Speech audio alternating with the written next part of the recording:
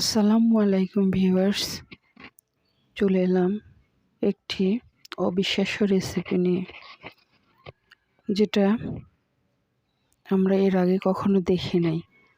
আমরা তো সবাই পেঁয়াজ বেরেস্তা করি তেলের মধ্যে, কিন্তু আমি আজকে পেঁয়াজ বেরেস্তা করব এমনিতে খালি কড়াই বা প্যানে, আর এটাই সত্য। তো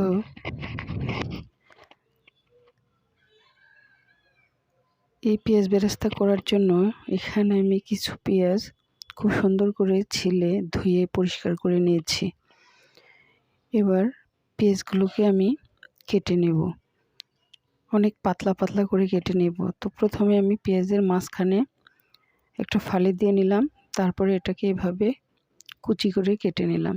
দেখেন কতটা চিকন হয়েছে, আর পেঁয়াজটা যত চিকন হবে বেরেস্তাটা তত ভালো হবে। তো আপনারা চাইলে চাকু দিয়েও এটা কাটতে পারেন, তো আমি এটা বটি দিয়ে কেটে নিচ্ছি। তো এইভাবে করে আমি সবগুলো পেঁয়াজ কেটে নেব। তো এই তো পেঁয়াজগুলো কাটা হয়ে গিয়েছে। এবার এগুলো আমি হাত দিয়ে একটু চটকে নিলেই পেঁয়াজগুলো একদম ভাজ ভাজ থেকে খুলে চিকন চিকন হয়ে যাবে। তো দেখেন কত সুন্দর চিকন হয়েছে। তো এটাকে এবার আমি একটি খালি প্যানে ভাজবো। দেখেন প্যানের মধ্যে কিন্তু কোনো তেল নেই।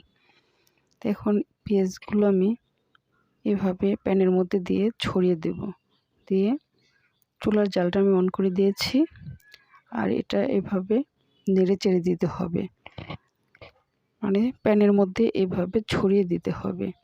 দিয়ে আলতো হাতে এটাকে একটু পর পর উল্টে পাল্টে দিয়ে আবার ছড়িয়ে দিতে হবে। এটাকে খুব বেশি জোরে নাড়া যাবে না, তাহলে দেখা যাবে দলা পেকে যাবে বা ভেঙে যাবে। তো এরম করে এটাকে একটু পর পর উল্টে পাল্টে ছড়িয়ে ছড়িয়ে দিতে হবে। আর যদি কোনো দলা পেকে থাকে সেটাকে স্প্যাচুলার সাহায্যে সুন্দর করে দলাটা ভেঙে দিতে হবে। তো দেখেন আস্তে আস্তে পেঁয়াজের কালারটা চেঞ্জ হয়ে আসছে, এটা বেরেস্তায় পরিণত হচ্ছে।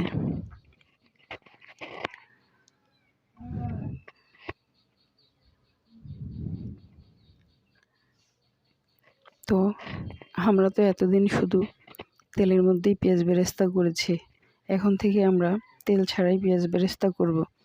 এতে আমাদের তেল খরচটা কমে যাবে।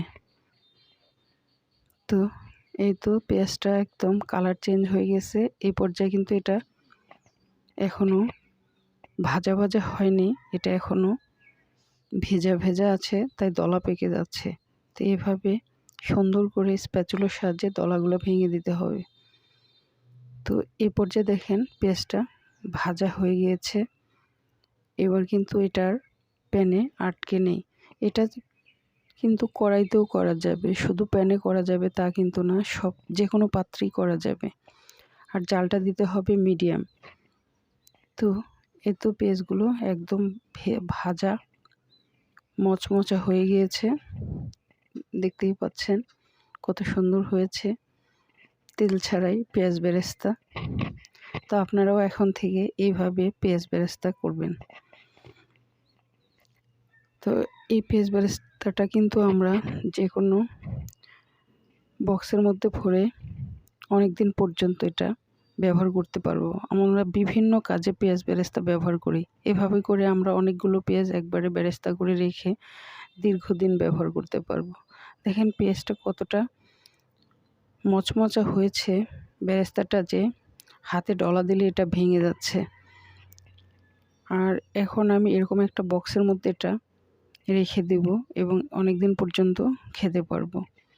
তো আমার এই পেঁয়াজ বেরেস্তার রেসিপিটি যদি আপনাদের ভালো লেগে থাকে তো প্লিজ আমার চ্যানেলটি সাবস্ক্রাইব করবেন, লাইক কমেন্ট শেয়ার করবেন। তো এখানেই শেষ করলাম। আল্লাহ হাফেজ।